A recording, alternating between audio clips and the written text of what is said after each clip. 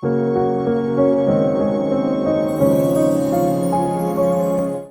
everyone, welcome back to the channel. Thank you for tuning in. If you're new here, welcome. I'm Layla, the Lenormand reader. And today, folks, I want to start a video series that has to do with how you translate tarot to Lenormand and how you translate anything really into Lenormand.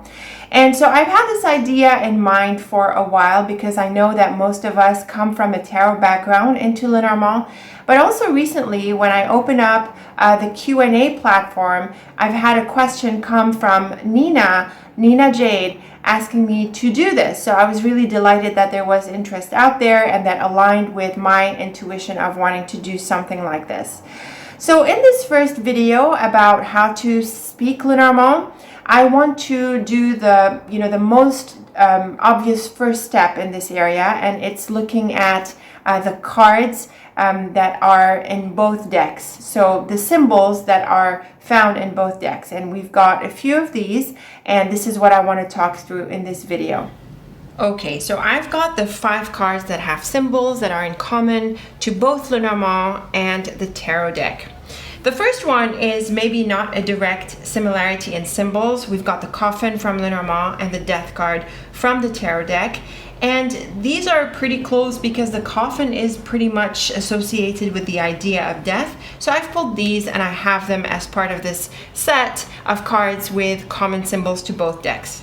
The next one is the star. This is a very obvious similarity, as well as the sun and moon. It's really interesting that all 3 cards are celestial cards. I mean, it's hard not to look at the planets and the influence they have on us, right? So it shouldn't be a surprise that we see them in both decks. And we also have the tower in Lenormand and in the tarot, the exact same symbol figuring in both decks.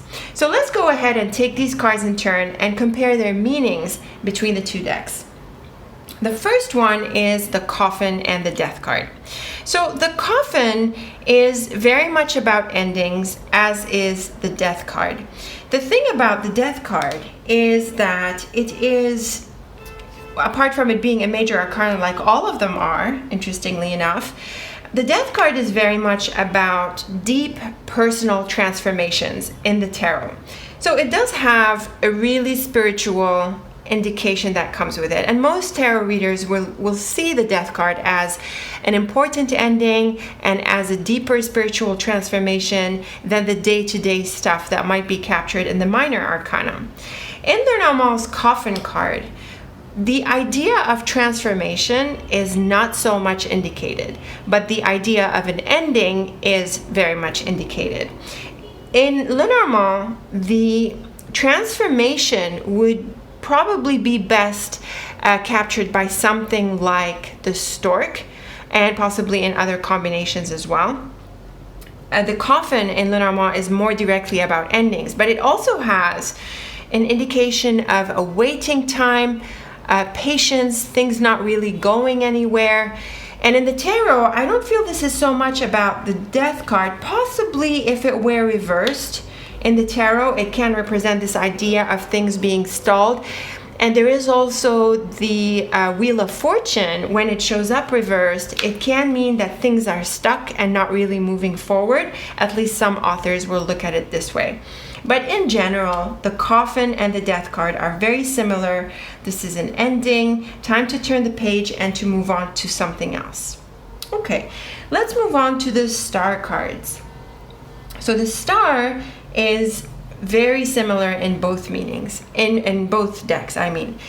In each deck, it has to do with wish fulfillment, inspiration, faith, healing. It is really an archetypal meaning of the star, and you see that it underlies pretty much any deck it would show up in, wishing upon a star, this archetypal associations that we have with the star exist in both the tarot deck and the Lenormand deck.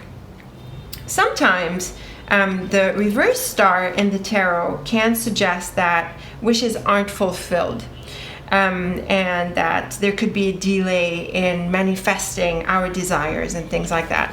In Lenormand, I think that is possible. I think in some combinations, the star and whip, for example, it can sort of downplay the goodness of the star. It can mean that we don't get our wish exactly as we wanted. And I think the order of the cards can matter. So for example, if we had the whip before the star, it would suggest that we're able to heal from challenges, we're able to get our wishes after a period of challenge. But if the whip came after the star, it can mean that our wishes don't materialize in the way that we want, or there is a compromise that is made. And I use the example of the whip because I do need a strong negative card to challenge the star. That's because the star is one of the most positive cards of the deck, and so it's really hard to challenge it unless it's one of the more negative cards like the whip. Moving on to the sun. The sun is like the star, very similar in both decks. It is a very bright card in either deck. It also has to do with achievement and wish fulfillment. This sense of victory and achieving the highest level of our goals, that sense of victory all the way up, is very much indicated in both cards. So again, just like the star, this is very similar in both decks. The sun in the tarot is sometimes taken to represent children because of the Rider-Waite, and this is the Rider-Waite, because of the Rider-Waite illustration of having children on the sun. I've seen many tarot authors interpret the sun as bringing up this idea of children and also creativity, through, by extension of the sun that is a source of life on earth, and, things like that. Those sorts of archetypal associations with the sun are further taken through the representation of children in the tarot card of the sun. Children are not so much represented by the Lenormand sun. Instead, there is a child card in Lenormand specifically, and that is what would represent children. But in terms of the positivity and wish fulfillment and achievement, these indications are captured by both decks through the sun symbol. So just like the star. The moon in Lenormand and the moon in tarot. This is where we find a difference between the two decks. The tarot moon is a very tricky card. It has a lot of shades, and it's often tricky to interpret. It's one of those cards that students and practitioners spend a bit more time on because it has a few layers. In general, and as far as many authors that I've seen or read about, the moon in tarot tends to be more negative than positive.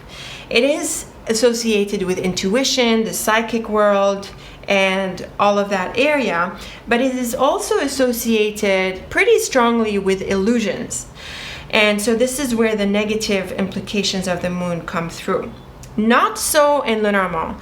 The Lenormand moon is generally a very positive card. It is a soft card of beauty and attraction.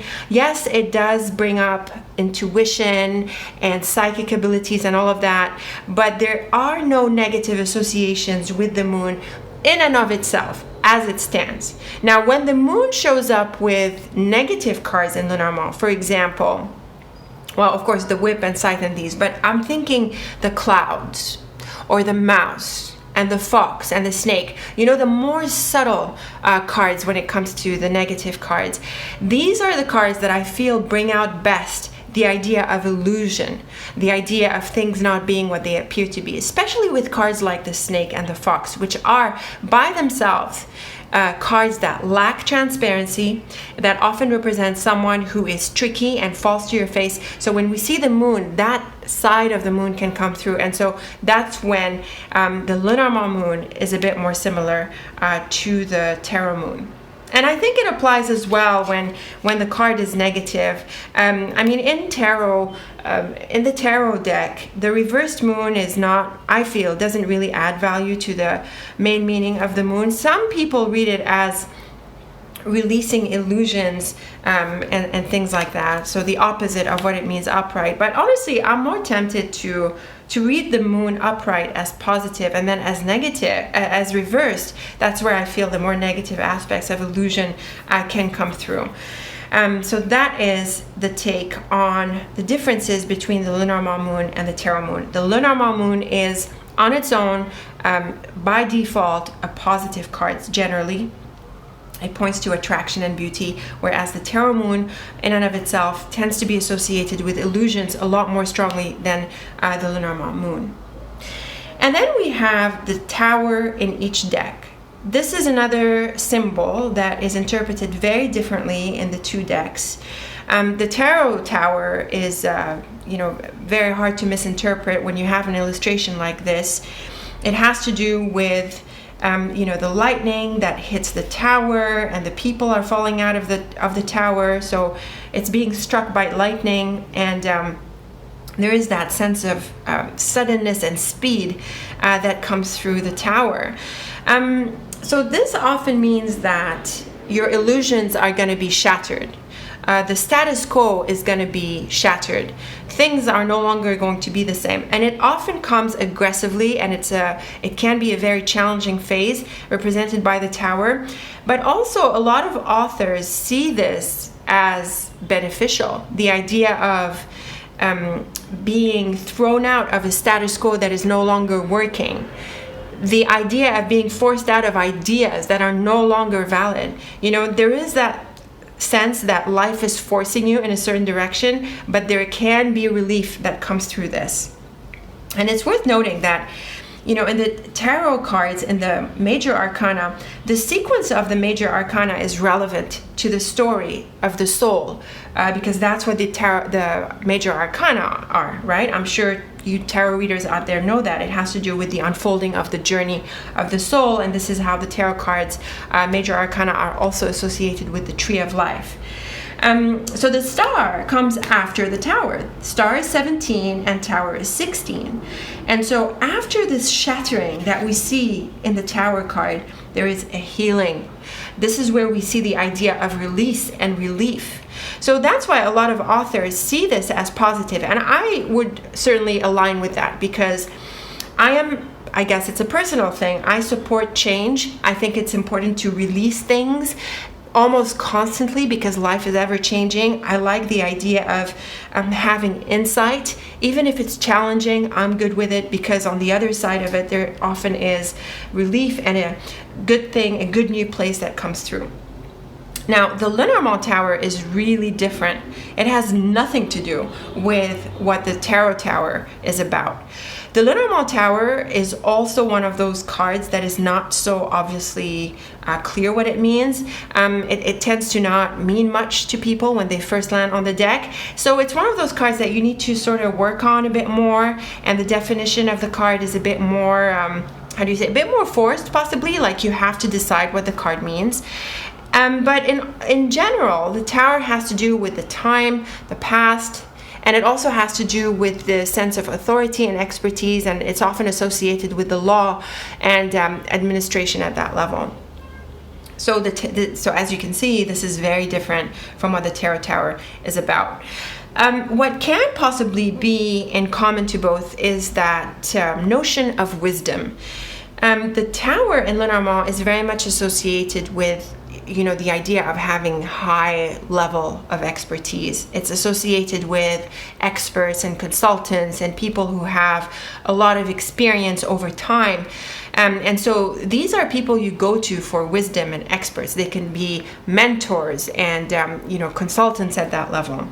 Now, it's not really what we get through the tower, but the insight that we get from the tarot tower can be sort of aligned with the kinds of insight we can get through the Lenormand tower. So this is the one point in common that I see figuring between the two, right? So overall, these are the main cards that are in common to both tarot and Lenormand in this straight up fashion, okay? In the coming videos, when we are looking at how you speak Lenormand, how you translate the tarot into Lenormand, how you translate natural language into Lenormand, we will examine how to create equivalences in the meanings and not so much at the level of the symbols. So I want you to leave me your comments and your questions. Maybe you have suggestions for specific cards and combinations that we can look at and see how we can sort of match them and translate one deck to another, or even just anything you might come across, like your personal story or some newspaper headlines. It's always fun to do this exercise of how you say it in Lenormand.